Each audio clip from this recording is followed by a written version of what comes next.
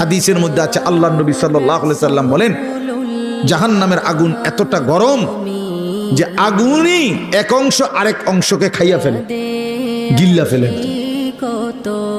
এই প্রচন্ড আগুনের মধ্যে জাহান্নামীকে ফেলবে, সে চিৎকার করবে, আর ফেরেশতা তখন ধমক দিবে, আলাম ইয়াতিকুম নাদির, এই বেঈমান, তোরে কি কেউ জাহান্নামের ভয় দেখায় নাই?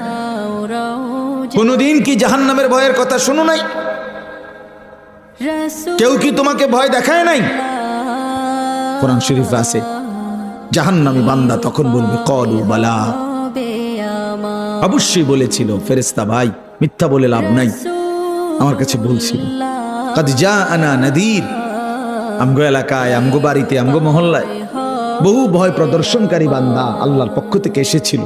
আমগো কত ইমাম সাহেব, আমাদের জুমার খতিব সাহেব, কত মাহফিলের কত আলেম, কত পীর মাশায়েখ, আউলিয়া, বুজুর্গ চোখের পানি ফেলে ফেলে বারবার আমগরে বলছিল, কিন্তু ফাকাযাবনা, আমি আখিরাতটাকে মিথ্যা মনে করেছি। আমি মনে করছি এটি হইতো না,